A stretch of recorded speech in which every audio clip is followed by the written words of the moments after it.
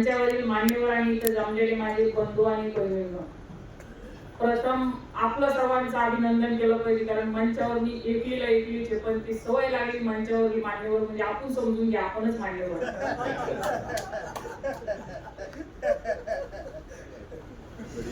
कारण आज आपण एवढा मोठा हा सुंदर सोहळा बघितल्यानंतर मला सुद्धा खूप मनापासून आनंद झाला. कारण हा जे सोहळा आहे, कारण माझ्या समोर बसलेले सगळे खूप माझ्यापेक्षा सगळे सिनियर आहे. तुमची मुलगी म्हणून माझ्याकडून काही चुकलं तर मला माफ करता येऊन माझी सर्वांना विनंती आहे. आज आपण प्रतिष्ठानच्या वतीने हा कार्यक्रम घेतोय.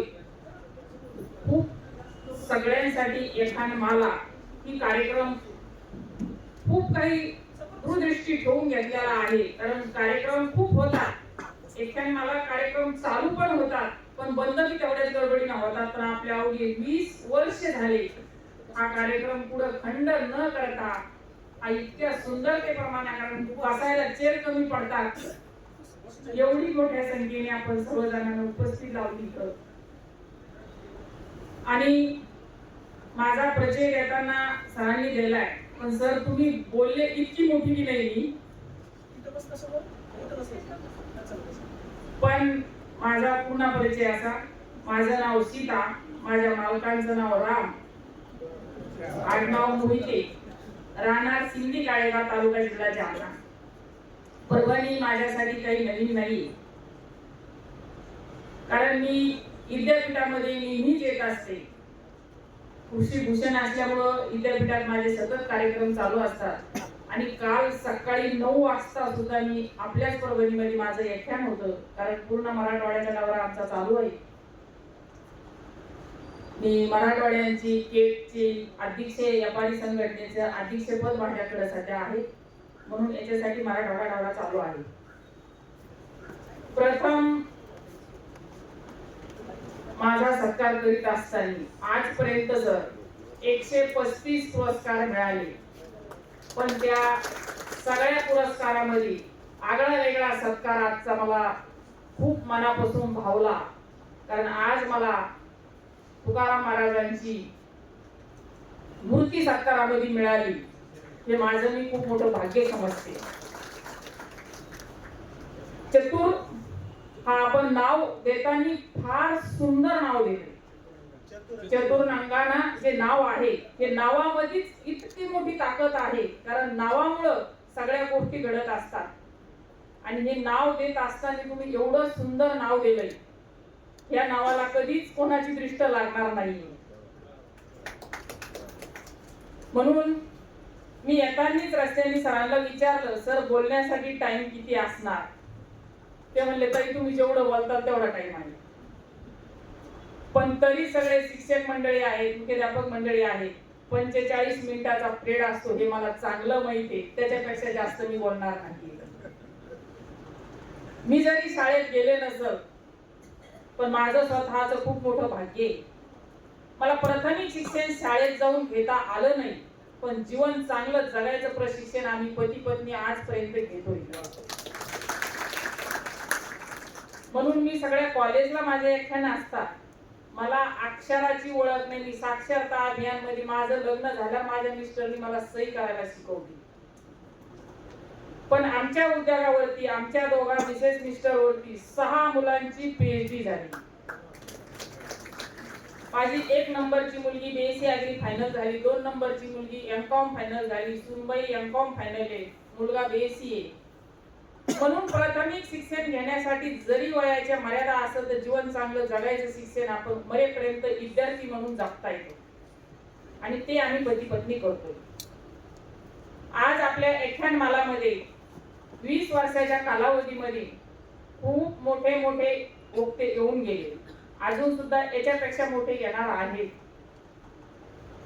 सर मला म्हणले रस्त्याने येताना की ताई थोडा तुम्हाला बोलायला उशीरच झाला. अजिबात उशीर झाला नाही सर, कारण जेव्हा मला जरा लवकरच बोललेलं असतं तर अजून नवीन चेहरे माझ्यासोबत ओळख झाली नसती, म्हणून येऊ आल्याशी कुठली गोष्ट होत नसते, म्हणून आज येऊ आले होते, म्हणून मला आज ही आपल्यासोबत बोलण्याची संधी मिळाली. मी माझं खूप मोठं भाग्य समजते, कारण मी नेहमी म्हणत असते की माणूस मोठा होण्यामागे कोणाचा तरी मोठा हात असतो. प्रत्येक जणाला मोठं होत असताना खूप मोठा हात असतो. आज आपल्याला काम करण्यामध्ये येस अपयश दोन्ही सोबत असते. माझी थोडक्यात परिचय द्यायचा म्हणल्यानंतर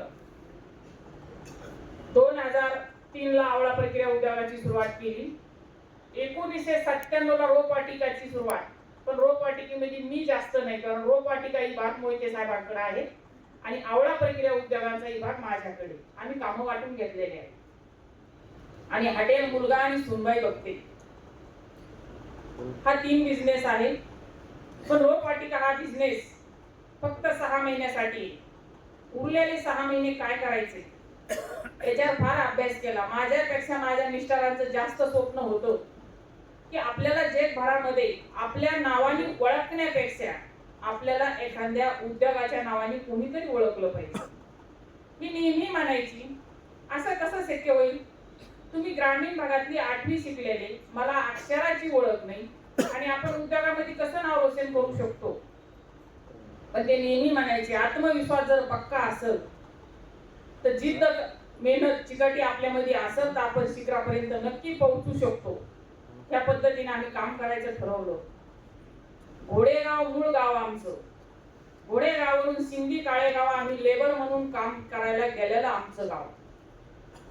घोडेगाव ते सिंधी काळेगाव 25 किलोमीटरचं अंतर आहे. 2003 मध्ये 1997 ला आम्ही काळेगावला कामाला गेलो. रामनगर साखर कारखाना चालू असताना आम्ही ऊस तोडी केलेली व्यक्ती आहे. 9 वर्ष एका शेतकऱ्याच्या शेतावर माझ्या मिस्टरनी सालदारी महिंदारी रोजदारी केली. 9 वर्ष सालदारी करीत असताना त्यांचं जिवंत उदाहरण म्हणजे आमचे बोंबे सर आहेत, त्यांचे मित्र. आता येताना त्यांनी आमचा फार मोठा सत्कार केला घरी बोलून सनी. हे मोठं कौतुक आम्हाला सांगितलं तेवढं कमी आहे की 22 वर्षानंतर मित्र एकमेकाला कायम राहतात. आणि त्यावेळेस बोंबे सरांच्या कॉलेजचं गार्डनचं काम मोहिते साहेबांनी केलं होतं.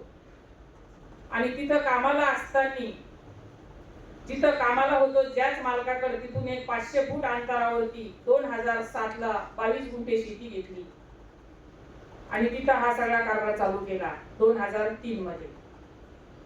आज रोजी प्रत्येक जण म्हणतात माणूस कसा घडला हे, आणि आज विषय पण फार छान आहे. तुमचं नाव सुद्धा तुम्ही खूप छान दिलं, कारण ते नाव सांगतानाच माझ्या डोळ्यात पाणी आलं की माणूस कसा घडला. माणूस घडतो पण त्याला माणसं सुद्धा कशी मिळाले पाहिजे. माणूस नक्कीच घडतो आणि आम्हाला ते झालं. योग्य वेळी योग्य माणसं मिळाली आणि योग्य माणसं मिळाल्यानंतर आम्ही संधीचं सोनं केलं. आणि प्रत्येक जण करीत असतो पण थोडा वेळ लागतो. पण आजकाल काय झालंय, मुलांना असेल मुलींना असेल घाई कुठे, लवकर श्रीमंत होण्याचे प्रत्येक जण स्वप्न बघतोय आणि लवकर श्रीमंत होण्याचे स्वप्न बघितल्यानंतर बऱ्याच गोष्टी अर्धवट राहतात. आणि आम्ही ते काम करीत असताना 2003 ला ज्यावेळेस 200 रुपये भांडवलामध्ये आवळा प्रक्रिया उद्योग सुरू केला. 100 रुपयाची आवळा आणि 100 रुपयाची साखर आणली. सगळेजण कल्पना करू शकतात 200 रुपयामध्ये आवळा कॅन्डी किती तयार होईल. 1.5 ते 2 किलो आवळा कॅन्डी तयार झाली. 1 रुपयाची पॅकिंग केली. उरलेला पाक होता त्याचं शरबत करून जालन्याला शेतकरी संघटनेचं अधिवेशन भरलं होतं. शरद जोशी साहेब तिथे आले आणि आम्हाला शेतकरी म्हणून फ्री टेबल लावायला जागा मिळाली. आणि तिथं आम्ही टेबल लावल्यानंतर त्या उरलेल्या पाकाचं शरबत करून इकरीला ठेवलं. त्या 200 रुपयाची केलेली कॅन्डी 1 रुपयाची पॅकिंग करून इकरीला ठेवली. पारंपरिक स्वभाव होता. घरात हरभऱ्याची भाजी होती वाळलेली, बोरं होते, त्या बोरांचं बोरकूट करून इकरीला ठेवलं. वाळलेली हरभऱ्याची भाजीचे पॅकेट करून तिथं इकरीला ठेवले आणि 4 दिवसाच्या स्टॉल मध्ये तिथं 1200 रुपये झाले. दोघं पती पत्नी सांप्रदायिक असल्यामुळे संत तुकडोजी महाराजांचे बोल आठवले, कच्चा माल मातीच्या भावे पक्का होताच 4 पटीने घ्यावे. हे उदाहरण लागू पडलं आणि दोघा पती पत्नीने ठरवलं हे 1200 रुपये संसारात गुंतायचे नाही, हा उद्योगातच गुंतायचे. 1200 गुंतवले, 1800 केले, 1800 गुंतवले, 2400 केले. आज कोणी आल्यानंतर जर सांगितलं हा उद्योग 200 रुपयात चालू केला तर 2 तास तर विचारच करतो 200 रुपयात एवढं होऊ शकतं का. पण त्याला जोड अशी दिली की त्याच वेळेस बँक ऑफ बडोदामध्ये आमचा उद्योग भोलेश्वर नावानं आहे. बँक ऑफ बडोदामध्ये भोलेश्वर नावाने खातं खोललं आणि थोडी थोडी बचत करीत गेलो. 2003 पासून तर 2009 पर्यंत बँक ऑफ बडोदामध्ये बऱ्यापैकी बचत झाली, सर्वांचा विश्वास तयार झाला आणि 2009 ला बँक ऑफ बडोदाने 22.5 लाख रुपये लोन उद्योगासाठी दिलं. 22.5 लाख रुपये लोन घेतलं. 1,500 स्क्वेअर फूटचं फॅक्टरीचं बांधकाम केलं. कधी जालन्याला गेले तर एकदा थांबा. 1,500 स्क्वेअर फूटचं फॅक्टरीचं बांधकाम करीत असताना असं लक्षात घेतलं की जालन्याला दुष्काळ नेहमीच असतो. परभणी जालना काही वेगळं नाहीये. आपल्याला सतत दुष्काळाला समोर जावं लागतंय. शेती फक्त 22 गुंठे, शेततळं करायचं ठरलं तर पूर्ण शेती जाईल.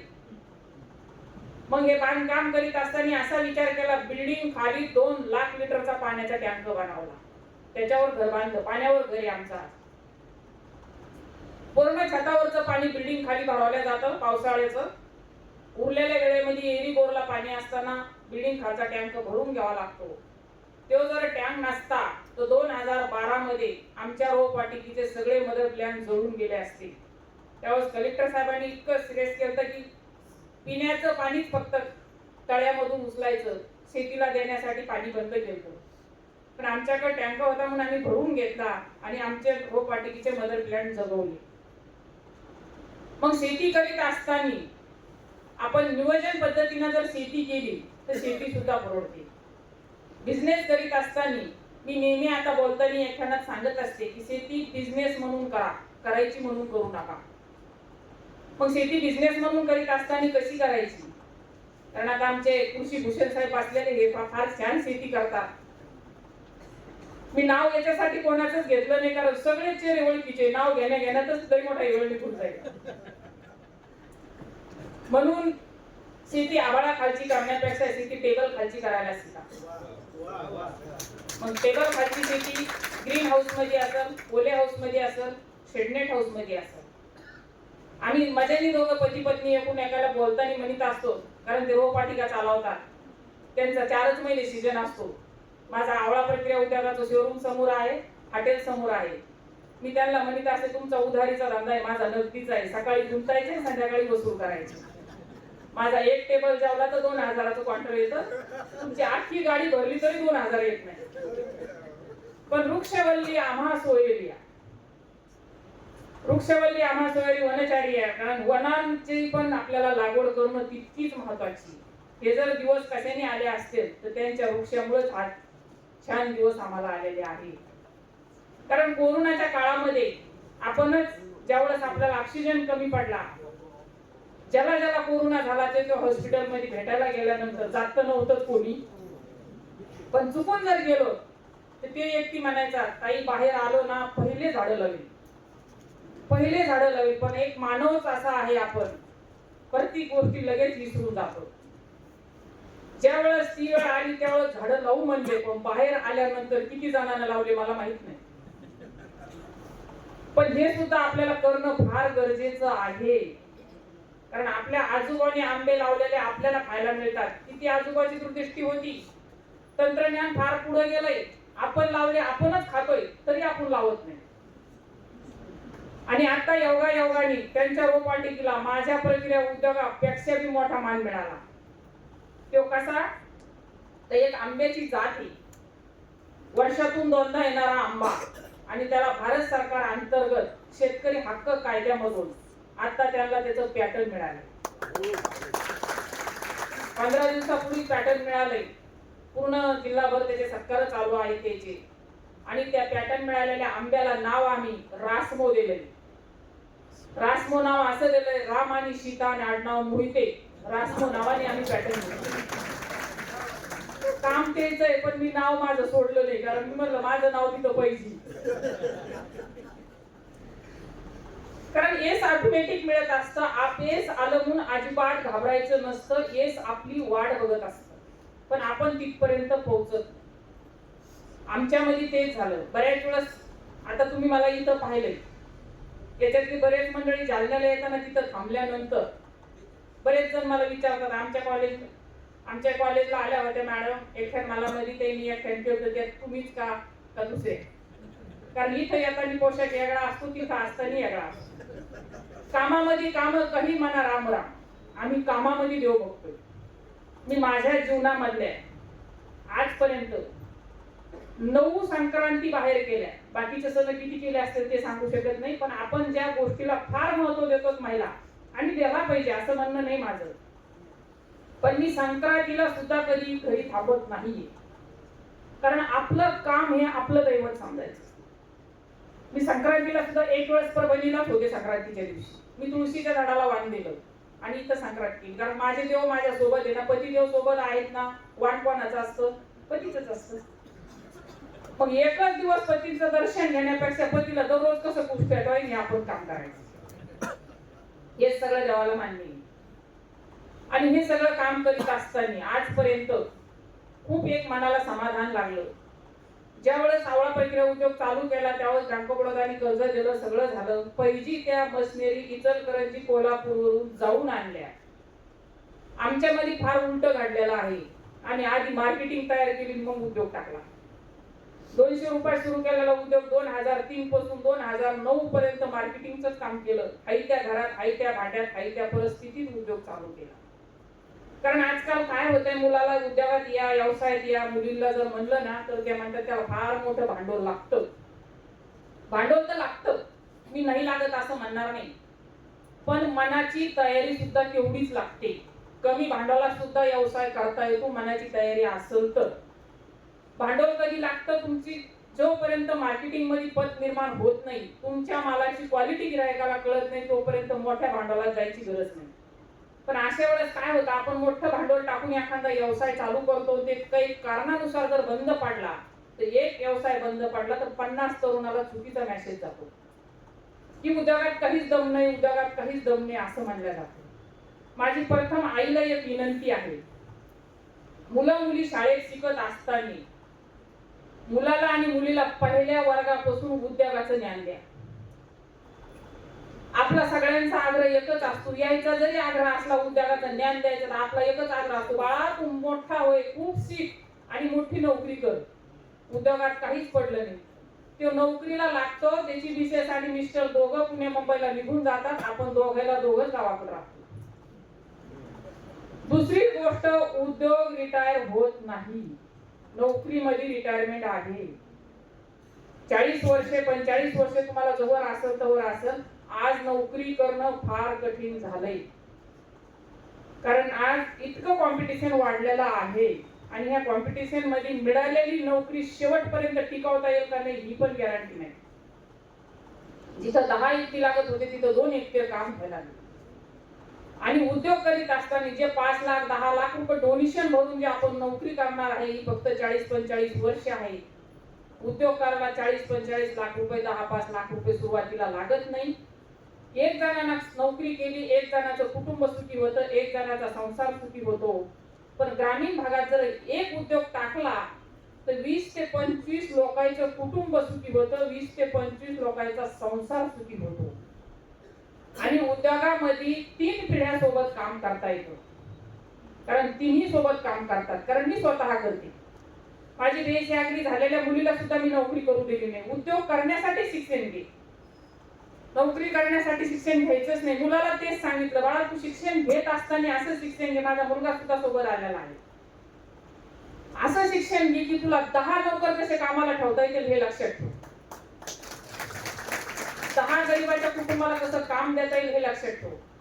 ज्यावेळेस आम्ही आवळा प्रक्रिया उद्योग सिंधी काळेगावला टाकला त्यावेळेस आम्हाला MIDC मध्ये बरेच जण आग्रह करीत होते की तुम्ही जालना MIDC मध्ये हा उद्योग टाका. पण आम्ही पती पत्नीने अभ्यास केला. ज्यावेळेस आपल्याला सकाळी जेवलं तर दुपारच्या जेवणाची पंचायत होती, त्यावेळेस आपल्याला ह्या सिंधी काळेगावनाच जगिलं.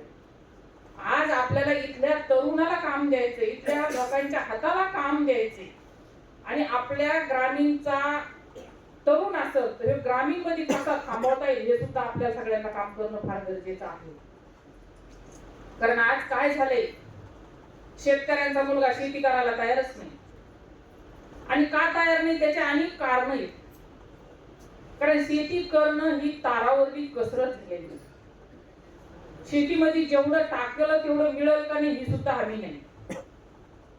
आणि त्यांना मार्गदर्शन चुकीच्या पद्धतीने केल्या जाते. म्हणून आईला माझा पूर्णपणे आग्रह आईला जास्त असतो. कारण सगळ्या गोष्टीत मी एक आई आहे म्हणून तुम्हाला सांगते, सगळ्या गोष्टीमध्ये आपणच सगळ्या गोष्टीला कारणीभूत आहे. मुलींच्या शिक्षणाला आपणच आहे, मुलीला अंग भरून कपडे न घालू द्यायला सुद्धा आपणच आहे. तुम्ही म्हणता ना तुम्ही भाषणाला आले का आम्हाला झापायला आल्या, असं अजिबात समजू नका.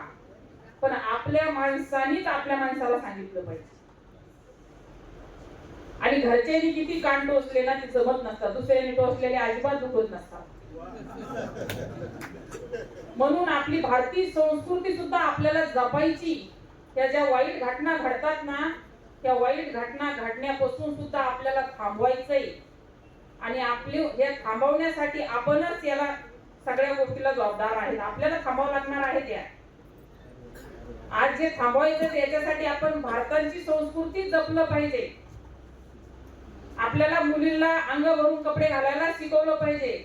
माझी देशी आगरी झालेली मुलींना मी 12वी पर्यंत मोबाईल दिला नव्हता. तुम्ही म्हणताना आम्ही द्यायचा नाही का, द्या. जमाना मोबाईलचा आला, पण दररोज मुलांचा मोबाईल चेक करा. कुठं चॅटिंग करतात, कुठं काय करतात, ह्या मोबाईलवर काय चालू आहे याच्यावर आईचं पूर्णपणे लक्ष पाहिजे. आणि आज काय झालं, हम दोन हमारे दोन, याच्यामध्ये आपण सगळेजण खूप अडचणीत आहेत. मुली पटकन भरपूर उडून जातात, मुलं शिक्षणाच्या माध्यमातून बाहेर जातात, नोकरीच्या माध्यमातून बाहेर जातात. आपण एकली घरात पडतोय. म्हणून मुलांना उद्योग क्षेत्रामध्ये जास्त घ्यायचंय. मुलांना तुम्ही म्हणता विषय सोडून बाजूला का चालल्या, पण ही पण काळाची गरज आहे की विषय सोडून बाजूला जाण्याची सुद्धा गरज आहे. मुलगा 9च्या आत घरी आलाच पाहिजे. नुसतं मुलीला दापा असं म्हणणार नाही, मुलाला सुद्धा संस्कार देणं गरजेचं आहे. परत कोणाचा बर्थडे आहे म्हणून 11 वाजेपर्यंत आज एकाच्या बर्थडेला गेला, उद्या दुसऱ्याच्या बर्थडेला जाईल, परवा तिसऱ्याच्या बर्थडेला जाईल. एखाद्याचं लग्न आहे म्हणून परवा त्याच्या डीजे पुढे नाचल, त्याच्या परवा त्याच्या डीजे पुढे नाचल, थोडासा बेर घेता घेता देशीवर येईल. आपल्या कधी हातातून निघून जाईल हे आपल्याला कळणार नाही. म्हणून हे सगळं करीत असताना धन संपत्ता सांभाळता आपल्याला संतती सुद्धा चांगल्या पद्धतीने संस्कार देता आले पाहिजे. हे फार गरजेचं आहे. हा एवढा मोठा कार्यक्रम घेताना एवढ्या मोठ्या कार्यक्रमामधून पूर्ण व्याख्यान नाही ऐकलं, नाही लक्षात राहिलं, त्याच्यातले 2-3 पॉइंट जरी आपण आठवणीत ठेवले तरी आपल्या जीवनाचं एवढ्या मोठ्या कार्यक्रमाचं कुठेतरी सार्थक झालं असं. बऱ्याच वेळेस असं ग्रामीण भागात गेल्यावर लक्षात येतं की म्हाताऱ्या माणसाजवळ जाऊन बसल्यानंतर ते खूप सुखदुःखांच्या गोष्टी सांगतात. ताई हे असं होतं, आमच्या काळात तसं होतं. माझी एक तरुण सुनबाईला एक विनंती राहिली, भलं तुम्ही सासूचे 100 शब्द ऐकू नका, पण त्याच्यातले 1-2 पॉइंट तरी आपल्याला जीवन चांगलं जगायसाठी असतील ते नक्कीच घेतले पाहिजे. आजकाल काय होतंय, सासूबाई सांगत असताना सुनबाईला नुसतं टेन्शन येतंय की आमची म्हातारी आहे ना नुसत्या बातम्या सोडीत राहते. पण बातम्यामध्ये सुद्धा चालतं बोलतं विद्यापीठ असतंय. त्यांना पीएचडी करता आली नाही, त्यांना विद्यापीठात जाऊन अभ्यास करता आला नाही, पण त्याच्या मागे फार मोठं शास्त्र आहे. कारण मी ज्यावेळेस सुनबाई होते, आता मी सासूबाई झाले, पण माझ्या सासूबाईंनी मला सांगायचं केरात गेलेले दाणे हाताने वेचून घेतले पाहिजे, याच्या मागे शास्त्र होतं. आणि मी ते स्वीकारलं म्हणून इथपर्यंत आले. त्याला फार वेळ लागत नाही, पण त्याच्या मागे फार मोठं शास्त्र दडलेलं आहे. हे सुद्धा आपल्याला करणं फार गरजेचं आहे. आणि सासाला सुद्धा बऱ्याच वेळेस सांगते, सुनबाईच्या चेहऱ्यावरले हावभाव पाहून त्यांना इंजेक्शन द्यायला सुरुवात करतात. पण बऱ्याच वेळेस आपलं सुद्धा चुकतंय, तिचा चेहरा कसा आहे हे सुद्धा बघत नाही. आपण इतकी फास्ट सुरुवात करतो सगळ्या गोष्टी सांगायला. असं न करता दोघीला समजून घेतल्यानंतर यांचा भांडणा जास्त होत नाही. कारण दोघीच्या भांडणामध्ये यांचा फार त्रास होतो यांना, कारण यांना ऐकून बोलता येत नाही आणि निषेधून बोलता येत नाही. म्हणून थोडंसं आपल्या घराला आपल्या कुटुंबाला पण समजून घेणं फार गरजेचं आहे. मी सोन्यावर पण खूप बोलत असते, आज एवढं बोलणार नाहीये, कारण सगळ्या शहरातली मंडळी सोन्यावर जास्त प्रेम करीत नाही. ग्रामीण भागात हा शब्द बोलायला लागतात. ग्रामीण भागात सोनं जास्त प्रिय असतं. मी त्याच्या पुढे जाऊन बोलत असते, सोनं घेऊ नका असं माझं अजिबात म्हणणं नाही. सोनं घ्या, पण ते 24 कॅरेट असलं पाहिजे. अंग प्रदर्शनाचं सोनं नसलं पाहिजे. आज ग्रामीण भागात गेल्यानंतर लग्नाला गेल्यावर उगाच बघावं, आता 25% सोनं ओरिजिनल एम 75% नकली आहे, पण ते साडीच्या आतून राहतच नाही, ते पदराच्या वरूनच येते. आणि ते पदराच्या वरून आल्यानंतर कुठंतरी गुंडेगिरी होऊन सनी गाडी अडवल्या जाते आणि आपल्या सोन्यासारख्या माणसाला त्या सोन्यासाठी सोन्यासारखा जीव धोक्यात घालावा लागतो. म्हणून आपले पतिदेव आपलं सोनं समजा, आपला मुलगा आपलं सोनं समजा, आपलं कुटुंब आपलं सोनं समजा, असं म्हणून काम करा. मला हे उद्योग करीत असताना 2 तोळे सोन्याचं मेडल बक्षीस मिळालं, 9 तोळे चांदी बक्षीस मिळाली. 2009 ला मला 2 तोळ्याचं सोन्याचं मेडल बक्षीस मिळालेलं. मी त्याच दिवशी ज्या दिवशी आणलं त्याच्या दुसऱ्या दिवशी हे सोन्याचं मेडल मोडलं आणि त्यावेळेस मला वाटतं 25-30 हजार रुपये भाव होता. मला 50 हजार रुपये त्या सोन्याच्या मेडलचे मिळाले आणि मी एक मशीन त्या 50 हजाराचं घेतलं. आजपर्यंत त्या मशीनीवरती कमीत कमी 10 लाख रुपये कमवले. आवळा कीच करायचं मशीन घेतलं मी त्याच्यावरती आणि आवळा कीच करून आवळ्याच्या गुलकंद बनवून सनी त्याच्यावर पैसे कमवले. सोनं ठेवलं असतं तर आजचे भाव किती? 70,000 आहे. 70 दोन्ही 120 मिळाले असते, 140 मिळाले असते. गणितात कच्ची नाही, कारण मला गणितच माहिती. पण जर आपण उद्योगामध्ये याची वाढ केली तर 10 पटीने होऊ शकतो. तर अशा पद्धतीनं हा उद्योग चालू आहे. आज ग्रामीण भागात असेल, शहरी भागात असेल, महिला चांगल्या पद्धतीने उद्योग क्षेत्रात वळालेल्या सुद्धा आहे आणि असंच वळलं पाहिजे. मी काय केलं हेच तुम्हाला सांगणार आहे. आगळं वेगळं सांगायला मला कुठल्या पुस्तकांचं ज्ञान नाही, कुठलं पुस्तक वाचता येत नाही. म्हणून आधी केले मग सांगितले, ह्याप्रमाणे मी तुमच्या पुढे बोलणार आहे. मी जे केलं हेच सांगणार आहे. आज मला महाराष्ट्रामध्ये महिन्यामध्ये माझे 20 ते 22 व्याख्यान असतात. 3 महिन्याच्या तारखा आजच बुक आहे. पण हे कार्यक्रम करीत असताना एक मनापासून आनंद असा आहे. मी सुरुवातीला थोडी टाळाटाळ करायची कार्यक्रमात, पण एक 4 वर्षापूर्वी माझा बारामतीला कार्यक्रम झाला आणि त्या बारामतीच्या कार्यक्रमामध्ये शारदा संघामध्ये हा कार्यक्रम होता 8 मार्चचे निमित्त. आणि तिथं कार्यक्रमाला गेल्यानंतर अक्षरशः 1,500-2 हजार महिला होत्या आणि पवार घराण्याचा कार्यक्रम होता, फार व्हीआयपी होता. आणि तिथे गेल्यानंतर कार्यक्रमाला जात असताना खूप शिस्त होती. आपण जसे माझ्या स्वागतासाठी थांबले असेच तिथे सगळे स्वागतासाठी थांबले. पण एक महिला अशी माझ्याकडे धावत येत होती. त्या महिलाला त्याने माझ्याकडे अगोदर येऊ दिलं नाही. मी ठीक आहे म्हणलं, मी पाहत होते, कारण मी ग्रामीण भागातली महिला आहे, मला सगळ्या माहीत असतं. मी स्टेजवरती गेले, आमचं पूर्ण व्याख्यान झालं आणि स्टेजवरून खाली उतरले तरी त्या महिलांची पूर्ण धाव माझ्याकडे होती. आणि तिथं सिक्युरिटी वगैरे भरपूर होते, ते मला जाऊ दे नाही. म्हणलं तुम्ही सगळे बाजूला सारखा, मी त्यांच्यातलीच आहे, मला कोणी चंगारणार नाही, काही नाही, मी काही नेता नाही कुठली. मी त्या ह्याच्यात गेले आणि त्या ताईला धरलं. ती ताई माझ्या पायावर वाकली. म्हणलं काय ताई तुम्ही एवढं रडता, माझा कार्यक्रम संपूस तर मी तुम्ही रडत होते, मी तुमच्याकडेच बघत होते. त्या म्हणे ताई माझ्या जीवनामध्ये फार मोठा संघर्ष आहे. मी काल रात्रीला माझा स्वतःचा जीव संपवणार होते, पण तुमच्या नावाचं एक पॉम्पलेट माझ्या हातात पडलं आणि मी 2 मिनिटं बसून विचार केला की जालन्याच्या सीताताई नेमक्या आहे तरी कोण? 200 रुपयात उद्योग सुरू केलेल्या महिला आहे म्हणतात, उद्याच्या दिवस थांबते, त्याचं व्याख्यान ऐकते, मग पुढचा विचार घेते.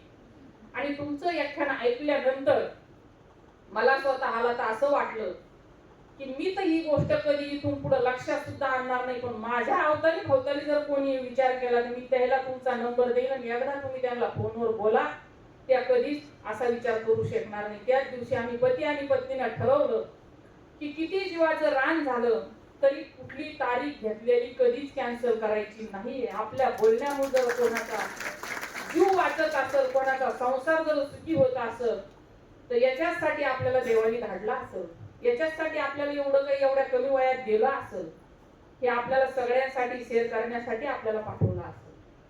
म्हणून आजची तारीख सुद्धा खूप कसरतीवर झाली. पण हे वाक्य तुम्हाला मुद्दाम मी सांगितलं आणि मी नेहमी सांगत असते आमचा मराठवाड्याचा दौरा करीत असताना आज आमचा 4 जिल्ह्याचा दौरा होता आणि आमच्या ऐकण्यामध्ये 2 तारीख होती, लिहिलेली सुद्धा आपली 2 तारीख, उद्याची तारीख माझी तारीख होती. आणि अक्षरशः परवा फोन आल्यानंतर तिने सांगितली ताई तुम्हाला 1 तारीख आहे. मला पूर्ण ते दौरा कॅन्सल करावा लागला. मी म्हणलं पुढच्या रविवारी तुमचा कार्यक्रम घेईल, पण जो कार्यक्रम कॅन्सल करणार नाही, कारण तिथं चान्स होता बदलायला, तिथं चान्स नव्हता.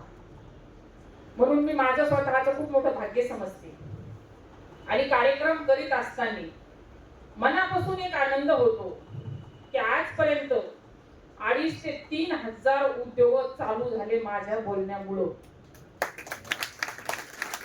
विदर्भातले असे काही कुटुंब आहेत, कारण मुलं माझ्याकडे ज्यावेळेस शिक्षणाला आले ते मुलं म्हणायचे ताई आम्ही लग्न झालं ना कुठल्याच देवाला जाणार नाही, पण माझ्या बायकोला घेऊन पहिलं तुमच्या भेटीला येईल. आणि असे मुलं आले सुद्धा आणि त्यांनी उद्योग चालू केले सुद्धा. देवाला जाऊ नका मी असं अजिबात म्हणणार नाही, पण जीवन चांगलं जगायचं देव कुठे हे सुद्धा आपल्याला बघणं गरजेचं आहे. देवाला जा, पण आपल्याला जे उद्योग करायचा आहे तो खेळीमेळीच्या वातावरणात उद्योग केला पाहिजे, आनंदात जीवन जगलं पाहिजे. आज कोरोनाच्या काळामध्ये रती महारथी गेले, आपला जिवंत राहण्यात नंबर लागला. किती भाग्यवान आहेत आपण. पैशाचे पोते उशाला ठेवून गेले, किती पैसे घ्या म्हणे पण आम्हाला वाचवता आलं. तिथं पैशाने काही काम केलं अजिबात नाही, तिथं कर्माने काम केलं. ज्याचं कर्म चांगलं होतं त्याला खाली राहायला संधी मिळाली. म्हणून आपल्याला इथून पुढच्या काळामध्ये आपलं कर्म किती चांगलं करता येईल हे प्रत्येकाने विचार केला पाहिजे. आपलं जीवन दगडासारखं जगण्यापेक्षा गुलाबांच्या फुलासारखं जगलं पाहिजे. दुसऱ्याला सुगंध देता देता आपण गेलं पाहिजे. आणि हेच आम्ही दोघं पती पत्नी करतो. काम करीत असताना आजपर्यंत 135 पुरस्कार मिळाले. कधीच वाटलं नव्हतं इथपर्यंत पोहोचल, कारण स्वप्न बघायला सुद्धा कुठला तरी आधार लागतो. स्वप्न कशाच्या जीवावर बघायचे. आम्हाला माझ्या 25 पुस्तकात लेख आलेला आहे. जालना आयकॉन मध्ये लेख आहे. G20 पुस्तक आता संभाजीनगरला लिहिल्या गेलंय. 14 देशामध्ये गेले, त्याच्यामध्ये पहिल्या पानावरती लेख आहे G20 मध्ये. पण हे स्वप्न कशाचे. बरेच जण म्हणतात झिरोतून हिरो झाले. मी म्हणते झिरो सुद्धा मलाच करावा लागला होता, झिरो बी नव्हता. कारण अठरायला गोधडी नव्हती. ज्या व्यक्तीच्या गावाला कामाला गेलतो त्या व्यक्तीने 18ला गोधडी घेतली. मी नेहमी माझ्या एखाद्या सांगत असते आज 1 कोटी रुपये कोणी जरी दिले तर त्याला किंमत नाही. त्यावेळेस 1 रुपया द्याला तेव्हा 1 कोटी सारखा होता, कारण त्यावेळेस आपल्याला कोणी ओळखत नव्हतं. आज सगळं जग ओळखतंय. पण त्यावेळेसचा 1 रुपया आजचा 1 कोटी आहे. आणि त्या शब्दाची जाण प्रत्येकाला राहिली पाहिजे. आपलं काम करीत असताना प्रत्येक जण संघर्ष करूनच पुढे जात असतो. हे एवढे 20 वर्ष लोटले, कमी संघर्षाचे आहेत का? इथे एवढे दिग्गज नेते, एवढे दिग्गज वक्ते येऊन गेले. पोपटराव पवार असतील, त्याचा माझा 10 ते 15 वेळेस एका स्टेजवरती कार्यक्रम झाला. सिंधुताई सपकाळचा माझा 6 वेळेस एका स्टेजवरती कार्यक्रम झाला. आमच्या केविकीला 2007 मध्ये सिंधुताई सपकाळ त्या मुलाला मी कडे घेऊन कार्यक्रम केला होता. ती म्हणजे दुसरी सिंधुताई तूच होशील माझ्यानंतर. ते शब्द माझ्यासाठी खूप महत्त्वाचे होते. मी त्यांच्या संस्थेला 2 वेळा जाऊन आले, कारण कोणाचे कळत न कळत आशीर्वाद फार मोठं करीत असतात माणसाला. म्हणून आपल्याला संस्कार घडविणं फार गरजेचं आहे. उद्योगामध्ये मार्केटिंग कशी केली पाहिजे, मी आता थोडं मार्केटिंगवर वळते, कारण वेळ फार कमी आहे. आणि इथून पुढच्या काळामध्ये, इथून मागे आपण सगळे दुष्काळ पाहिले, तर इथून पुढच्या काळात वेळेचा दुष्काळ येणार आहे. सगळ्यात मोठा दुष्काळ कुठला असेल तर वेळेचा असेल. गेलेली वेळ कधीच परत मिळत नाही. पण ही जागा सगळ्यात जास्त मोबाईलला घेतली, कारण मी दुकानात असते कधी बसलेली. प्रत्येक जण आलं ना, हॉटेलवरती आल्यानंतर आमच्याकडे पिठलं भाकरी जेवायला आहे. बाजरीच्या भाकरी पिठलं. आल्या ते म्हणतात ताई खूप छान आहे बरं का, पिठलं भाकरी द्या, पण फास्ट द्या, खूप घाई हो, वेळच नाही. काही नाही, त्यांना फक्त हसत म्हणायचं सर बसा, 1च मिनिटात मिळते. 1 मिनिटात बसा म्हणलं आणि ते एकदा बसले, त्याच्या खिशातला मोबाईल काढून त्याने हातात घेतला की आपण समजायचं आता 1 तास नाही गेलं तरी चालतं. फक्त त्याच्या हातातला खिशातला मोबाईल त्याच्या हातात येऊ द्यायचा. मी तर एखाद्या गिरायकांना नाही काढला तरी त्याला म्हणत असेल, सर माझा मोबाईल वरती आहे, तुमचा मोबाईल त्याचा का एक फोन लावायला, मला लावायचा पण नसतो. त्याला आठवण करून द्यायची फक्त तुमच्या खिशात मोबाईल घेऊन. ते काढतात, पूर्ण स्वयंपाक होतो, आमचं लेटर तिथं टेबलला नेऊन ठेवतो.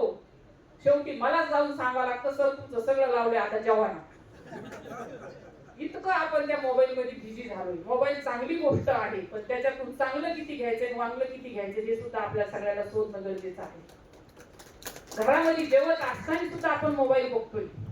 पहिलं एकत्र कुटुंब होतं, जेवत असताना एकमेकांची संवाद साधित होते, सुख दुःख आलेला पाहुणा एकमेकाला विचारित होते. तंत्रज्ञान फार पुढे गेलो, पण माणूस हळूहळू विसरत चालला. हे विसरणं पण खूप आपल्याला, कारण माणूस माणसासारखा भेटायला तयार नाही. माझं म्हणून कोणीच राहिलं नाही. माहेरी जर गेलं तर आईला सुद्धा बोलायला गेलं तर आईजवळ सुद्धा मोबाईल आहे. बाळांना झोपी घालायला सुद्धा मोबाईल आहे, खाऊ घालायला सुद्धा मोबाईल आहे. म्हणून काही गोष्टीमध्ये आपण सुद्धा पथ्य पाळणं फार फार गरजेचं आहे. मी तर म्हणजे पुढच्या काळामध्ये आपल्याला एक दिवस मोबाईलचा उपवास करावा लागणार आहे. देवाचा नाही केला तरी मोबाईलचा उपवास करावा लागणारच आहे. कारण मार्केटिंगवर वाळता वाळता पुन्हा मोबाईलकडे गेले. तर मार्केटिंग करीत असताना आम्ही कशी मार्केटिंग केली ते सांगते. रेल्वेत मालिकला, बसमध्ये मालिकला, शाळेपुढे बसून मालिकला, जिथं व्याख्यान असेल तिथं. आज सुद्धा मी तुम्हाला असं जाऊ देणार नाही, माझ्या 2 टॉल लावलेले बाहेर. कारण तुमच्या खिशामध्ये 1000, 500, 200, 100 रुपये दिसतात मला. आणि उद्योजकाला हे दिसले पाहिजे तर उद्योजक मोठा होतो. मॅनेजमेंट काय असतं हे उद्योजकाला कळालं. मला बऱ्याच ठिकाणी विचारलं जातं, ताई तुमची उमर किती आहे? मी उमर कधीच कोणाला सांगत नाही आणि माझी कमाई कधीच कोणाला सांगत नाही. उद्योजक जितका पळल तितकं मिळेल. उद्योजकांना ठरायचे आपल्याला किती पळायचे आणि किती मिळायचे. मी आता 1-2 महिन्यापूर्वी संभाजीनगरला माझा कार्यक्रम होता. मला पूर्वीचे दिवस मी फार छान आठवते. कारण पूर्वी मला बसनंच प्रवास करावा लागायचा, रेल्वेनंच प्रवास करावा लागायचा. आमची गाडी कामानुसार बाहेर गेली आणि माझ्या विद्यापीठामध्ये कार्यक्रम होता. मी म्हणलं कार्यक्रम तर करायचा आहे, गाडी बाहेर गेली, दुसरी गाडी भाड्याने लावा, हे कुठाने करा, त्याच्यापेक्षा जाऊ दे मी बसनंच जाते. परत आता अर्ध तिकीट झालेलं, काहीच अडचण नाही. 2 नंबरच्या मुलीला सोबत घेतलं, 2 बॅगा भरून घेतल्या. मी लग्नाला गेले तरी माल सोबत नेते, बिना मालाची कुठंच जात नाही. आणि तुम्हाला पण सांगते, सोबत न्यायचं आहे. पण आपलं काय चुकतंय, उद्योग करणाराचं लग्नाला जर गेलो ना तर फक्त मेकअप करण्यात, साड्या बदलण्यातच वेळ निघून जातो. आणि आपल्याला काय भीती असते की सगळे नातेवाईक येते, मोठे मोठे मित्रमंडळी येते, आणि ते म्हणते इथं आवळ्यात काहीतरी विकायला कशाला आणतो, लग्नाला आले तरी विकायला आणतो. पण उद्योगाच्या घरी रीतीशिद्धी पाणी भरेल. इतका उद्योजक बिझी असला पाहिजे. तिथं लग्नाला जा. पूर्वी असं होतं, जिथं लग्न नातेवाईकाचं लग्न असेल तरच मुळवाटी होती. आता असं झालं, जेवढ्या पत्रिका तेवढ्या मुळवाट्या येतात. आता नातेवाईकाचा काही विषय राहिला नाही. म्हणून त्या लग्नाला जाताना लग्नाला जा, 1000-500 रुपयाचं कन्यादान काय द्यायचं ते द्या. पण आपण केलेले प्रोडक्ट सोबत नेऊन 1000चं कन्यादान दिला असं तर 2000 कसे वसूल करता येते हे डोक्यात राहतं. तर आपण उद्योगात मोठे होतो. मी संभाजीनगरला जाताना 2 बॅगा भरून घेतल्या, बसमध्ये बसले. मला पूर्वीचे दिवस आठवले. आपण बसमध्ये आवळा कॅन्डी विकत होतो. मुलीच्या हातात एक आवळा कॅन्डीचं पाकिट दिलं, तिला सांगितलं अख्ख्या बसमध्ये वाटून दे. कारण बसमध्ये बसणाऱ्या व्यक्तीची मानसिकता अशी असते, आपल्या हातात जरी पेपर असला तर बाजूच्या पेपरवर डोकून बघत असतो. मुलींना अख्ख्या कॅन्डीचं पाकिट वाटून दिलं, सांगितलं सर आमच्याजवळ ही विक्रीला आहे. कारण माशाच्या पिल्ल्याला पोहणं शिकावं लागत नाही, ही पद्धत आहे घराची. चालू बसमध्ये मी जालन्यापासून संभाजीनगरला उतरेपर्यंत 2500 रुपयाचा माल चालू बसमध्ये विकून टाकला. कशी पगार सांगायची तुम्हाला? म्हणून मार्केटिंग कशी केली पाहिजे. अजून 3 नेम तुम्हाला मार्केटिंगचे सांगते. इथं महिला मंडळ आहे बऱ्यापैकी. जरी 50% आरक्षण असलं तरी आम्ही 40%च आहे बरं का. तुम्हाला अजिबात भीती वाटू देऊ नका. पण आम्ही 40% असून काय करू शकतो हे तुम्हाला शेवटला सिद्ध करून मी देणार आहे. महिलांना बचत गटांच्या माध्यमातून फार मोठी संधी मिळालेली आहे. माझे 40 मिनिटं होऊन पण गेले असते बरं काही. म्हणजे 45 मिनिटाचा तास म्हणल्याने याचा तास कोणता लांब आहे, मला वाचताच येत नाही तर काय अडचणी. 5-10 मिनिटं इकडे तिकडे झाले तरी चालते. आज बचत गटाच्या माध्यमातून मार्केटिंग करणं किती सोपी आहे ते सांगते. सचिव अध्यक्षाने ठरायचं कोणती बाई कोणत्या कामाची आहे. बोलणाराचे हुलगे विकतात, न बोलणाराचे पेशी गहू सुद्धा विकत नाही. बोलणारी बाई मार्केटिंगवर टाकायची. आज शेतकरी प्रोड्युसर कंपन्या सुद्धा खूप झाल्या, म्हणून तुम्ही म्हणता नुसतं ताईला सांगू राहिले, आम्हाला बी सांगा. प्रोड्युसर कंपनीला सुद्धा सांगते, बोलका व्यक्ती मार्केटिंगवर टाकायचा. बोलून चालून माल विकतो, पण खूप माल विकल्यानंतर गिरायकाचं आपलं एक नातं तयार होतं, आणि नातं तयार झाल्यानंतर उधार सुद्धा माल द्यावा लागतो. आणि उधार माल दिल्यानंतर आपला उद्योग अडचणीत येतो.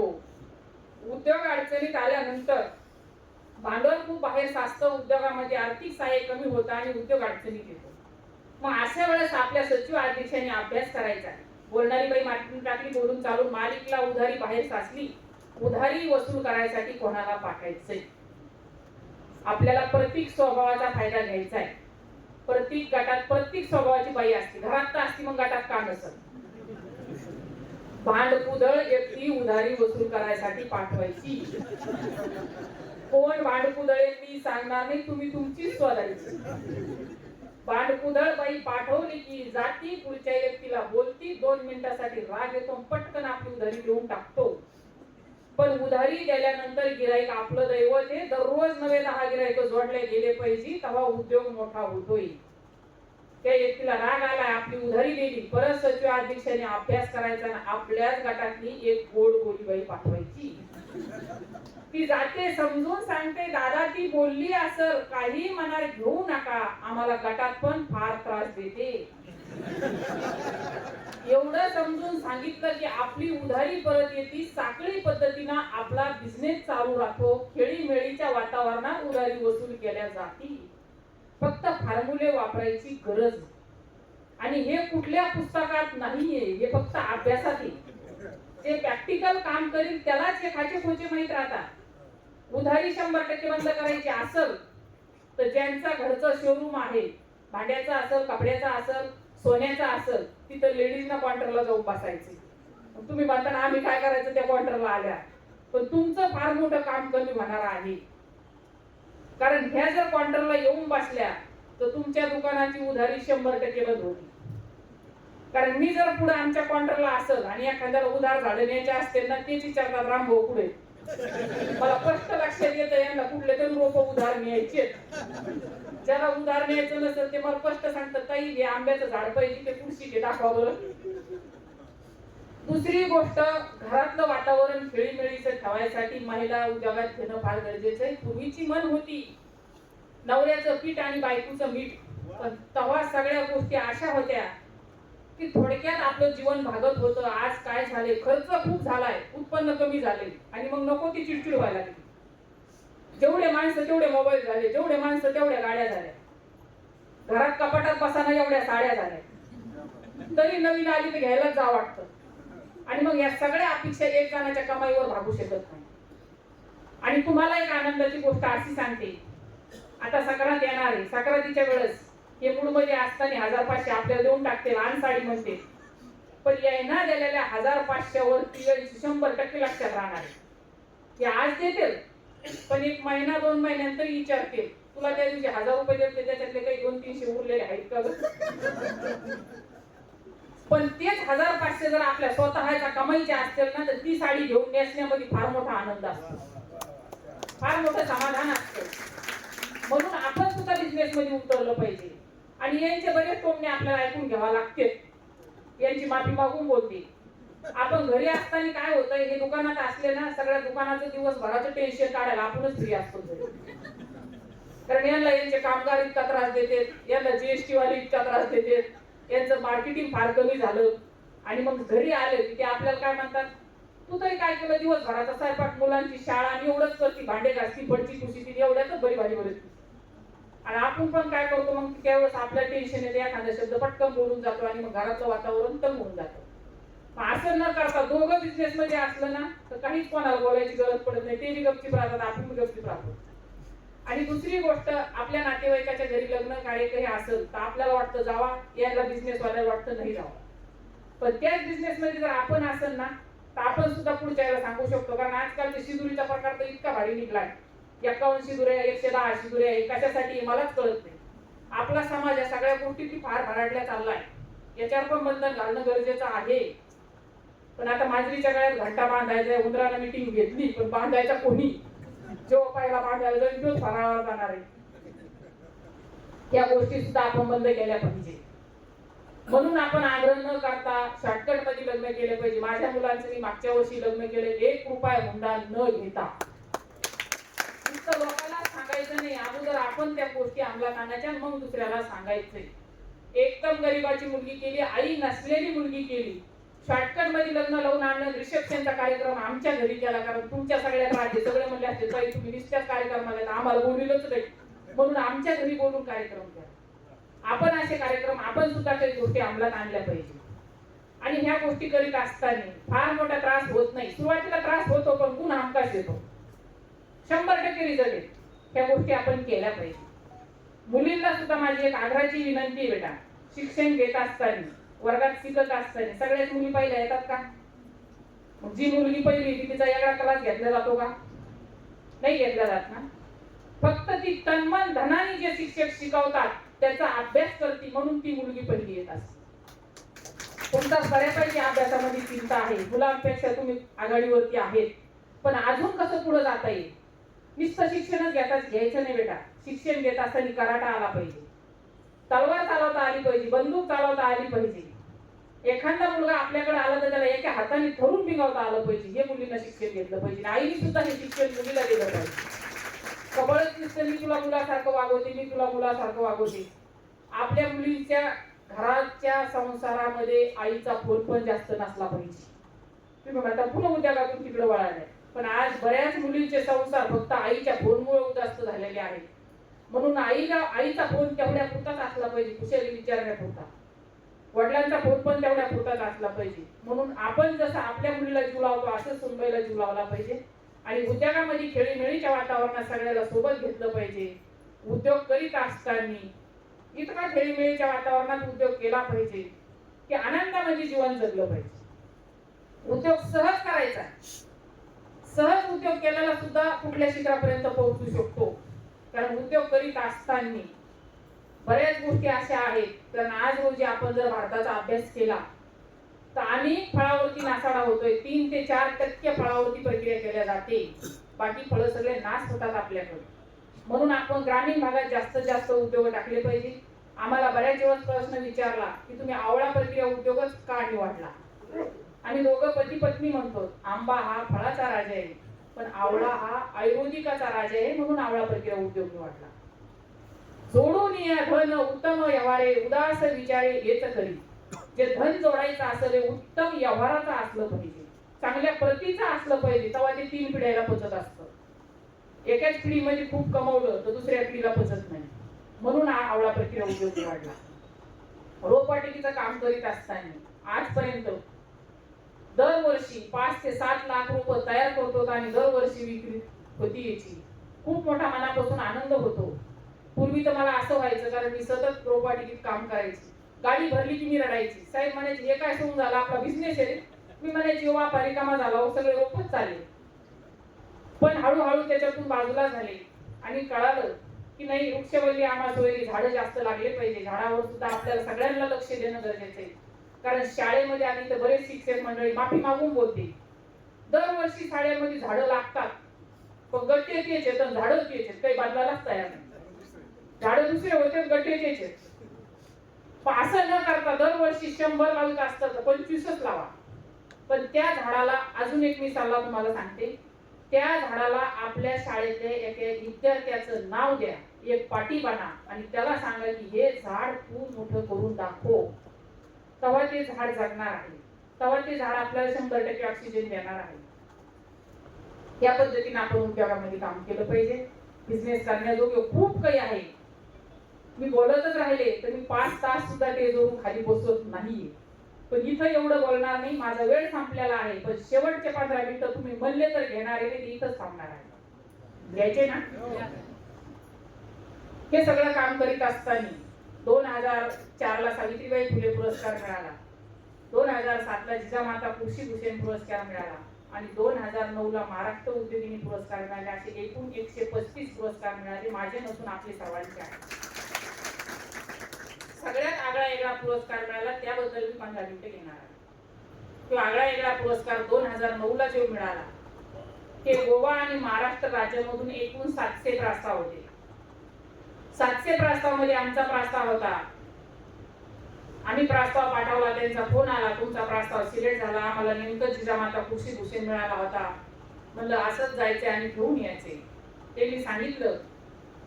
एकूण 700 प्रस्ताव आहे, 700 मध्ये 130 सिलेक्ट केले. सिलेक्ट केलेल्या प्रस्ताव तुमचं नाव आहे. 130 महिलांचा इंटरव्ह्यू घेणार आहे. इंटरव्ह्यूला जज असणार आहे. मला इंटरव्ह्यू कशाला म्हणतात हे माहित नव्हतं, जज कोणाला म्हणतात ते सुद्धा माहित नव्हतं. माझ्यासाठी मीच होते. कोटीवधी रुपयाच्या उलाढालीवाल्या होत्या, AIP होत्या, एंडी कार्ड आलेल्या होत्या. माझ्याकडे बघून त्या हसत होत्या. असं माझ्या बाबतीत बऱ्याच वेळेस घडतंय. कारण आता 2 वर्षापूर्वी संभाजीनगरला एक कार्यक्रम झाला आणि 3 महिलांचा तिथे सत्कार ठेवला होता.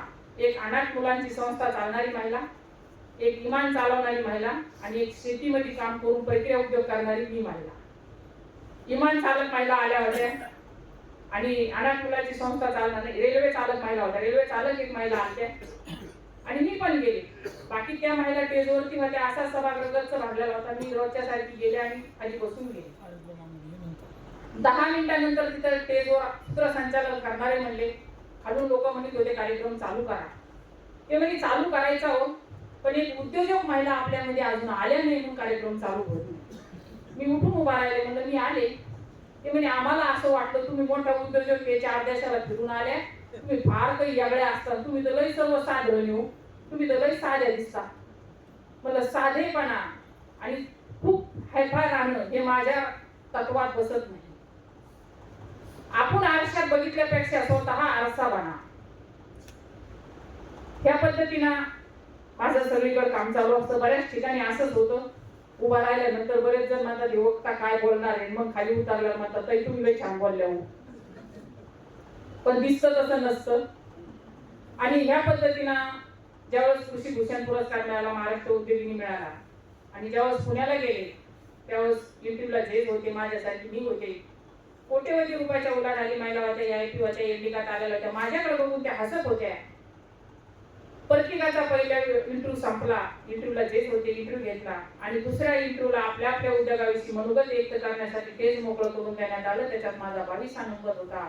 मी टेजवरती गेले आणि आमच्या उद्योगाविषयी माहिती सांगितली आणि टेजवरून खाली उतरले. त्याच्यातल्या 50% महिला म्हणे मॅडम तुमचं अभिनंदन. म्हणलं काय झालं? म्हणे आम्ही कोटीवधी रुपयाचे उद्योग करीत असलो तर 2-2 महिने आमच्या फॅक्टरीतच जात नाही, मग कुठं काय चाललंय आम्हाला काहीच माहित नाही, तुम्ही या इंटरव्ह्यू नक्की पाहिल्या येतात. म्हणजे थँक्यू. 2 इंटरव्ह्यू संपले. तिसरा इंटरव्ह्यू टीव्हीच्या कॅमेऱ्यासमोर चालू झाला. प्रत्येकाला 3 मिनिटाचा वेळ होता. मला ते जेस म्हणे तुम्ही 4 मिनिटं बोला. म्हणलं काय 4 मिनिटं? म्हणजे तुमचे खूप अनुभवाचे बोल आम्हाला टीव्हीवर दाखवायचे म्हणून 4 मिनिटं. म्हणजे ठीक आहे. 4 मिनिटाचा इंटरव्ह्यू दिला आणि त्याला विचारलं सर याचा निकाल. ते म्हणजे गोवा आणि महाराष्ट्र राज्यामधून एकूण 700 प्रस्ताव, 700 मधून 130 सिलेक्ट केले. 130 मधून सुवर्ण पदकसाठी 4 आणि रौप्य पदकसाठी 7 काढायचे. ज्यांचा नंबर येईल त्यांना रात्री फोन येईल 10 वाजता. ज्याचा नंबर येणार नाही त्यांना फोन बी येणार नाही. आणि पती पत्नीने ठरवलं घरी आलोच आणि आलाच नंबर तर पुन्हा पुण्याला जावं लागेल. आजचे दिवस पुण्यालाच थांबू. पुण्यालाच थांबलो. रात्रीला 10 वाजता मिस्टरच्या फोनवरती फोन आला, गोवा आणि महाराष्ट्र राज्यामधून ग्रामीण भागातून तुमचा उद्योग पहिला आला. 2 तोळ्याचं सोन्याचं मेडल अलका याज्ञिक गायकांच्या हस्ते बक्षीस मिळालं आणि थायलंडचं तिकीट मिळालं. मला थायलंड कशाला म्हणतात हेच माहित नव्हतं. थायलंडचं तिकीट दिलं आणि सांगितलं 10 दिवसाच्या आत पासपोर्ट बनवला तर परदेशी दौरा होईल, नाही तर तुमचं तिकीट कॅन्सल करण्यात येईल. मला पासपोर्ट कशाला म्हणतात तेच माहित नव्हतं. तिथून गावाकडे आले. गावाकडे आल्यानंतर शासकीय प्रोसिजर प्रमाणे पासपोर्ट मिळायचा म्हणजे 45 दिवस लागत होते. 2009 ला माझा परदेशी दौरा झाला. सगळे कागदपत्र जमा करण्यात 5 ते 7 दिवस निघून गेले. पुण्याच्या एका मैत्रिणीने सांगितलं कलेक्टर साहेबाच्या कोट्यातून अर्जंटची सोय असती, कलेक्टर साहेबाला भेटा. तेव्हा आम्हाला शिंदे साहेब कलेक्टर होते. दोघं पती पत्नी कलेक्टर साहेबाकडे गेलो. पहिली आवळाची टेस्ट दिली, मग सगळा इतिहास. ते म्हणले एवढं सुंदर काम करतात ना तरी तुम्ही 10 मिनिटात शिफारस पत्र लिहून दिलं. त्यांचं शिफारस पत्र घेतलं आणि नागपूरला गेलो. नागपूरला गेल्यानंतर इकडे सर होत्या, इकडे मॅडम होत्या, 2 मिनिटं विचार केला, महिला असल्यामुळे महिलांकडेच गेले, सगळा इतिहास सांगितलं, त्यात काही ऐकतच नव्हतं. त्यामुळे शासकीय प्रोसिजर प्रमाणे 45 दिवस लागतात, कलेक्टर साहेबांच्या शिफारस पत्रांना कमीत कमी 5 दिवस लागतात. म्हणलं बघा ताई, प्रयत्न केले तर काय होतंय मला चांगलं माहितीये, प्रयत्न केले तर वाळूच्या कानातून तेल गळतंय, बघा काय करता येईल ते करा. त्यामुळे एवढं बोलताचे तर 5 वाजेपर्यंत बसा बाहेर जाऊन बघते काय करायचं. असा कोणी जर शब्द द्याला ना तर काम केल्याशिवाय वापस यायचंच नाही. बाहेर येऊन बसले 5:15 पुन्हा त्याच्या पुढे जाऊन उभा राहिले, ते मला अजून इथंच काम द्या ताई पासपोर्ट बनवून. 5:30 ते 5:45 वाजता त्या ताईने पासपोर्ट बनवून हातात दिला. हे माझं कौतुक म्हणून सांगत नाही, प्रयत्न केल्यानंतर काय होतं म्हणून सांगत. पासपोर्ट घेतला आणि पुण्याला गेलो. सकाळ आणि मीठपाना 2 तोळ्याचं सोन्याचं मेडल बक्षीस देतं आणि केसरी मार्फत माझा फ्री दौरा झाला. केसरीकडे गेल्यानंतर केसरीवाल्याने विशेष अभिनंदन केलं आणि सगळ्यात जास्त त्यांनी सांगितलं, ताई आम्हाला तुमची भीती होती, तुम्हाला लिहिता येत नाही, वाचता येत नाही, ग्रामीण भागात राहतात, तुमचा पासपोर्ट तयार होणार नाही, तुम्ही परदेशात जाणार नाही, पण तुम्ही पासपोर्ट बनाला त्याबद्दल तुमचं अभिनंदन, पण परदेशात जायचं म्हणजे तुमचं इन्शुरन्स उतरावं लागतं. मला ते काय असतं, म्हणजे इमानाला जायचं, रस्त्याने जाताना इमानाचं काही झालं, तुमचं काही बरं वाईट झालं तर बॉडीचं काय करायचं. 2 मिनिटं विचार केला, म्हणलं जिथं काय होईल तिथंच टाकून द्या. पण का बरं घरच्याला कंटाळे वाटतं, म्हणलं कंटाळेचं मुळात नाही, पण चांगलं काम करताना मरण आलं तर आनंद खूप आहे. 50 वर्ष जगले तरी एक दिवस मरणारे मरावे पण कीर्तिरूपी उरावे, असं म्हणून ही सुरत उतरलं, परत आले. रस्त्याने येताना मिस्टरला म्हणलं खरंच काही होईल का हो? परदेशात जाण्याची संधी जरी मला उद्योगामार्फत मिळाली असेल तर पूर्ण श्रेय माझ्या मिस्टरांना जाते. मी म्हणायची मला लिहिता येत नाही, वाचता येत नाही, तुम्ही मला परदेशात कशाला पाठवतात, पण ते मला म्हणायचे तुला बोलता चांगलं येते, तू बोलत बोलत जाशील, बोलत बोलत येशील, काही अडचण येणार. ग्रामीण भागाची परिस्थिती तुम्हाला सगळ्याला माहिती आहे, सगळ्या गावभर चर्चा. आमचं नाव सुद्धा राम आणि सीता आहे. रामाची सीता इमानानं जाणार म्हणतात, तिकडं काहीतरी होणार, ती परत ठिकाणी काय नाही. ठराविक व्यक्तीला जायची तारीख सांगितली, काही व्यक्तीला परत यायची तारीख सांगितली, कारण आपण स्वतः किती ठाम असलो तर एखाद्या आजीबाई येतात, आपल्या तोंडावर हात फिरवतात, त्याच्या डोळ्यात पाणी येतं, त्याच्या डोळ्यातलं पाणी बघून आपल्या सुद्धा डोळ्यात पाणी येतं. म्हणून जाताना रडत गेल्यापेक्षा आल्यानंतर काहीतरी हसत सांगता येईल म्हणून ठराविक व्यक्तीला ठराविक व्यक्ती जाण्यापर्यंत वाटेल लावायला आले. माझे मिस्टर पुण्यापर्यंत आले. परदेशात जायचं म्हणजे माझ्या सासऱ्यांनी 10 दिवस मला परवानगी दिली नाही. त्याचं कारण असं की माझ्या सासऱ्याला माझा डोक्यावरचा पदर कधी खांद्यावर चालला नाही आणि तू परदेशात जाणार म्हणजे ड्रेस घालावा लागते. ड्रेस घालण्यामुळे मला परवानगी दिली. पण माझ्या 2 नंबरच्या मुलींनी समजून सांगितलं की बाबा आपल्याकडे पाठीमागं कोणी परदेशात इमानात बसलं नाही, पुढे कोणी बसल हे माहित नाही, पण आईला संधी मिळाली, तुम्ही एकदा संधी घ्या. पण ते म्हणजे तुझ्या म्हणण्यानुसार संधी देतो, पण आईला म्हणा इथून ड्रेस घालून जायचा नाही, तिकडे आणलेला फोटो कोणाला दाखायचा. म्हणून आंतरराष्ट्रीय विमानतळावर माझ्यासाठी मी साडी घालून देतो. 300 बायका होत्या, तरी फक्त 3च होत्या. प्रत्येक जण मला म्हणायचे जालन्याच्या सीता तरी तुम्ही हो, मी काय झालं तुम्हाला परदेशात यायचं, म्हणलं हो यायचे. तुम्हाला लेखा वाचता येत नाही, म्हणलं नाही येत. मग परदेशात कशा येणार, म्हणलं तुमच्या सोबत येणार. काही नाही, आज तुम्ही सगळे शिकल्या सवारलेले, पण कोणाला काही येत नसेल तर कधीच म्हणू नका तुला हे येत नाही. जे तुला येतं ते आपल्याला येत नाही. मला ते परत विमानतळावर गेला, एक फॉर्म द्यायला मला सांगितलं, मॅडम मी फॉर्म भरून द्या. मी म्हणलं प्लीज सर मला येत नाही. त्याला वाटलं मला इंग्रजी येत नाही. त्या व्यक्तीने फॉर्म भरला, मी सही केली. आज मी ठामपणे सगळ्याला सांगते, 3 शब्द इंग्रजी बोला, कुठल्या देशात जाऊन मी 4 देशाचा दौरा करून आले. ते 3 शब्द कुठले? Thank you, sorry, good morning.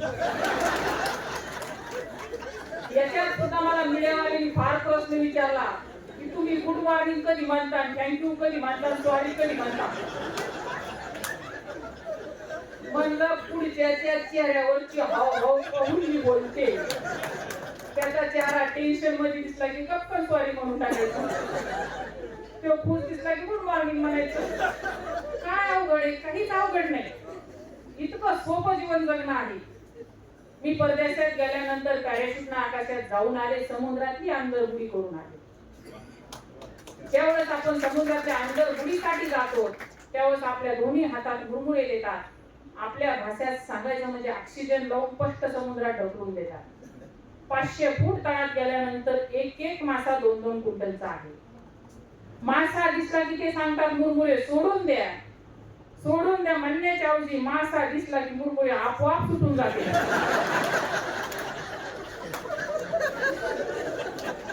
सोडून द्यायची अजिबात गरज पडत नाही. म्हणून नारी नारी काय कहते हो नारी रतन की खान है, इस नारी का अपमान न करना, हे सावित्री का प्रमाण है, हे सावित्री का प्रमाण. बोलण्याजोगं खूप काही आहे. तुमच्या सगळ्यांच्या चेहऱ्याकडे बघून मला सुद्धा सारखं बोलत राहावा असं वाटतंय, तुम्हाला सुद्धा ऐकत राहावा असं वाटतंय. सगळेजण देहभान हरपून गेलोय आपण. पण तरी उजू कोणाला कधी वाटलं, ज्या दिवशी टेन्शन आलं त्या दिवशी फक्त सीताबाई रामभाऊ मोहिते नावानं मोबाईलवर सर्च करा, माझे सगळे भाषण युट्यूबला ऐकून घ्या. कधी माझ्याकडे येताना जोडीने एकदा आमच्या उद्योगाला व्हिजिट द्या. मी जे बोलते हे खरं आहे का खोटं आहे, प्रत्यक्षात तिथं येऊन बघा. आणि तुम्ही तिथं माझे एवढे भाऊ आणि माझ्या एवढ्या बहिणी तिथं आल्यानंतर मला काहीतरी शिकायला मिळालं. तुम्ही कशाची तरी मला सूचना केली पाहिजे की ताई असं केल्याने असं होतंय, म्हणून तुम्ही एकदा कधीतरी या. हे आतापर्यंत झाला तो झाला परमार्थ. आणि आता शेवटला मी घेणार आहे 5 मिनिटं घेऊ माझा स्वार्थ. आणि सांप्रदायिक हे स्वार्थ आणि परमार्थ जे व्यक्ती दोन्ही सोबत करतो ते व्यक्ती मोठा होतो. मी शेवटचे 5 मिनिटं तुमचे असे घेणार आहे की आमच्या प्रोडक्टांची माहिती देणार आहे. तुम्ही ऐकायची म्हणले तरी ऐकावंच लागेल, नाही म्हणले तरी ऐकावंच लागेल. आणि जाहिरात आहे. सुरुवातीला आवळा कॅन्डी केली. माझ्या गिरायकांना सांगितलं की आम्ही घराघरात व्हायला गेली, पण माझ्यावर मोठी कृपा रामदेव बाबांची झाली. मी आवळा कॅन्डी केली त्यावेळेस लोकांना आवळ्याचे प्रोडक्ट खा खा म्हणावं लागत होते, पण रामदेव बाबांना जाहिरात केली तेव्हापासून लोक द्या द्या म्हणतात. आणि दुसरी गोष्ट, कोरोनाने फार मोठं काम केलं. कारण कोरोनामध्ये सगळ्यांना भीतीपोटी इतका कडा पेलो, इतका कडा पेलो, कडा पिऊन मुळ्यात झाला. आणि मी त्या काळाच्या अगोदरच एक हर्बल चहा काढला. आमचा एक हर्बल चहा आहे, आवळा कॅन्डी आहे. आवळा कॅन्डी आता आम्ही नॉमिनल केली कारण आवळा कॅन्डी सगळेच करायला लागले. उद्योजकांना काळानुसार बदलता आलं पाहिजे तर उद्योग यशस्वी होतो. एकच धरून बसलं चालत नाही. हर्बल चहा एवढा लोकमान्य झाला की या हर्बल चहाला सगळ्याला साखर नको नको झाली, चहा दुधाचा पण नको झाला, तर त्याला पर्याय काहीतरी लागेल म्हणून हर्बल चहा काढला. हर्बल चहा असा याच्यात तुळशी, गवती चहा, सुंठ, जश्चमध, गुळवेल सगळ्यांचा मिक्स हे काढा आहे. पण काढा फक्त बिमार पडल्यालाच घ्यायचे. कोरोनात इतका घेतला, आता कोणाची काढा घ्यायची इच्छा राहिली नाही, म्हणून हा हर्बल चहा आहे. हे एक पाकिट 130 रुपयाचं आहे. इथं आपण त्याला 10 रुपये सूट देतोय. जिथं एकानं असेल तिथं एका पाकिटामध्ये 100 कप चहा होतो. दूध नाही, पत्ती नाही, काहीच नाही. गुळ टाकू शकतो, साखर टाकू शकतो, चालत असेल तर. नसेल चालत तर नाही टाकायची. हा चहा सुद्धा आपण मार्केटमध्ये आणला. त्याच्यानंतर त्रिफळा चूर्ण 1, 2, 3च्या प्रमाणातलं त्रिफळा चूर्ण काढलं. हा सुद्धा खूप लोकमान्य झालं. त्रिफळा चूर्ण आपण मार्केटमध्ये आणलं. आज काय झालंय, प्रत्येकांचं वजन खूप वाढतंय, अपचन खूप होतंय. याच्यासाठी आपण बहुगुणी चूर्ण काढलं. काळे जिरे, मेथ्या ओवा. मी प्रोडक्टांचे सगळे त्याच्यात काय घटक आहे ते सांगून देते, त्याच्यावर लिहून सुद्धा देतात. मला मीडियावाल्यांनी बऱ्याच वेळेस प्रश्न विचारला, तर तुम्ही सगळंच सांगताय आणि मग सगळ्यांनाच आवडायचं केलं तर काय होईल. मी म्हणलं अजिबात मला टेन्शन वाटत नाही. सगळ्यांना जर केलं तर भारतातली मार्केटिंग सोडून परदेशाची करता येईल. मी एकटी परदेशापर्यंत पोहोचू शकत नाही. कारल्याची भाजी सगळीच महिला करती, सगळ्याच्या हातची गोड होती का? कारलं एकच असते, पण प्रत्येकाची पद्धत वेगळी असते. म्हणून माझं प्रोडक्ट माझंच राहणार आहे. तुम्ही कोणत्या जरी केलं कॉपी करून कधीच सारख्याला सारखं होत नसतं. म्हणून त्रिफळा चूर्ण आहे, बहुगुणी चूर्ण आहे, सगळ्यात आगळा वेगळा प्रोडक्ट. आणि याचा आपण आता 3 प्रोडक्ट एक्सपोर्ट करतोय. येत्या 2 महिन्यामध्ये एक्सपोर्ट होईल. 1 लायसन्स झाले, अजून 2 लायसन्स बाकी आहेत. हे 3 प्रोडक्ट असे आहेत की गुलाब, आवळा, गुलकंद आजपर्यंत भारतात कुठंच नाही. आवळा प्लस गुलाब, गुलकंद याने तुमच्या तोंडातलं येत नाही, उष्णता जाती, रक्त वाढतं, रक्त शुद्ध होतं, पोट साफ होतं. आणि प्रत्येक आई वडिलांची इच्छा असते मुलांना आवळ्याचं काहीतरी खावा, पण आजच्या जमान्यातले वडापाव मुलं झालेले हे आई आवळ्याचं काहीच खात नाही. याला बाहेरचं चटपट खायची सवय लागली. आणि हे गुलकंद इझी खाऊ शकतात, म्हणून हे आवळा प्लस गुलाब गुलकंद काढलं. शॅम्पू प्रमाणात वापरला तर खूप चांगला आहे. पण त्याचा अति वापर झाला म्हणून लवकर पांढरे केस होणं, केस खूप गळणं, डोकं दुखणं, हे सगळ्या तक्रारी आपल्याला पुढे पाहायला लागल्या. म्हणून माझ्या गिरायकांना सांगितलं ते आवळ्यात काही करता येईल का. त्याच्यावर शोध लावला. शिकाकाई आवळा पावडर, नागरमोती पावडर, रिठा पावडर हे सगळ्यांचं मिश्रण करून शिकाकाईचं पावडर काढलं. आवळा शिकाकाई अर्क काढला केसांसाठी. चेहऱ्यांसाठी फेस वॉश काढला आयुर्वेदिक, 100% सगळं आयुर्वेदिक. त्यानंतर चहाचा मसाला, आज अमृत तुल्य चहा सगळ्यालाच आवडायला लागला. पण दररोजच जायचं का, दररोजच बाहेरच्या आपल्याला घरी खूप बोलणे खावा लागतात, म्हणून घरीच आपण चहा कसा पिऊ शकतो म्हणून चहाचा मसाला काढला. आणि ह्या सगळ्या गोष्टीची लागवड आपल्या तिथं झालेली आहे. माझ्या शेतात तुळशी आहे, गवती चहा आहे, आवळा आहे, सगळ्या गोष्टी तिथं जाग्यावर लागवड झालेली आहे. म्हणून आपण आयुर्वेदिक शेती केली पाहिजे म्हणून ते काढलं. असे एकूण 14 प्रोडक्ट आवळ्यांचं मंजन काढलं. दात किडत नाही. पूर्वी महिला दारशिना लावत होत्या, आता दारशिना सगळ्याला नको झालाय. ते दारशिन्याची जागा आवळा घेतो म्हणून आवळ्यांचं मंजन काढलं. आतापर्यंत 14 प्रोडक्ट पर्यंत गेले. बऱ्याच ठिकाणी प्रश्न विचारला जातात, ताई तुमचं स्वप्न कुठपर्यंत जायचंय. म्हणलं याच्यावर मी कधी थांबत नाही म्हणून आज तर अकाउंट सांगते, पुढे किती होऊ शकतात ते सांगता येत नाही, पण प्रत्येक दरवर्षी एक प्रोडक्ट काढायचे. भला आता आम्हाला 1-1 वर्ष लागलं, पण आता यांच्या हातात तंत्रज्ञान आलेलं आहे. मुलाच्या, सुनबाईच्या, मुलींच्या, त्यांना सांगितलं तुम्हाला किती फास्ट पाळता येईल ते पळा बाबा. आम्ही आलो धीरे धीरे कासवाच्या चालीला, पण तुम्हाला किती फास्ट जाता येईल ते जा, पण सत्याने जा. डोळे झाकून जरी घेतलं तर प्रोडक्ट ओळखू आलं पाहिजे. उद्योग करीत असताना चढ उतार भावाचा झाला तर उद्योगाच्या प्रोडक्टावर किमतीचा चढ उतार करा, पण क्वालिटी मध्ये काटकसर करू नका. क्वालिटी 100% असेल तर कधीच गिराईक आपल्याशी जात नाही. म्हणून हे सगळे प्रोडक्ट आपल्याला बाहेर मिळते, पण एवढा माल मी आणलेला नाही, माल कमी आहे, लिमिटेड आहे. ज्याला भेटेल ते समाधान. नाही भेटलं तर माझा नंबर घ्या, परभणी जास्त नाही, पुन्हा इथं आणून देईल किंवा पार्सल नाही येईल किंवा मुलगा इथं तुम्हाला घरपोच मला आणून देईल. ही माझी जबाबदारी राहील. म्हणून कोणाला घ्यायचं घ्या, नका घेऊ असा आग्रह नाहीये, घेतलाच पाहिजे म्हणून. पण पॅकिंग कशी असली पाहिजे, प्रोडक्ट कसं असलं पाहिजे एकदा बघून घ्या. आणि सर्वांनी एवढं शांत चित्तेने ऐकून घेतलं त्याबद्दल सर्वांना खूप खूप धन्यवाद देते. बोलण्याच्या भरात माझ्याकडून काही चुकलं उकलं असेल तर माझ्या वाणीचा दोष म्हणून माझं मला द्या, आणि जेवढं तुमच्या कामाचं असेल तेवढं तुम्ही घ्या. मला इथं बोलवलंय, माझा सत्कार केलाय आपल्या सगळ्या कामावाल्यांना, कारण कोणाचं नाव मी याच्यामुळेच घेतलं नाही, कारण इथं काम एक जण करत नाही, इथं पूर्ण टीम आपली काम करते. म्हणून सगळ्या टीमला कोटी कोटी धन्यवाद.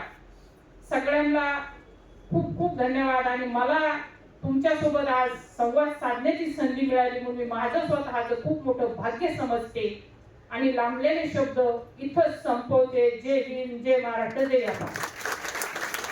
1.5 तास कसा वेळ गेला आपल्याला कळालं नाही. काही बोलत असताना आपण म्हणाला माझं गणित कच्चं आहे, पण विचारांचा आणि उद्योगाचा तुमचा गुणाकार मात्र खूप पक्का आहे. उद्योग सांगायला तुम्हाला आम्ही बोलवलं होतं, पण उद्योग सांगता सांगता जीवन सहज आनंदात कसं जगावं हे पण आपण सांगून गेला. म्हणून तुमच्या खरं तर विचाराला परभणीच्या ग्रामीण भागातल्या कानाकोपऱ्यात घेऊन ग्रामीण भागातला परभणीतला तरुण इथंच कसा राहील ही उद्योगाची चळवळ परभणीत राबवण्याचं काम आमच्यातले अनेक मान्यवर करतात आणि त्याला अधिक बळकटी येईल.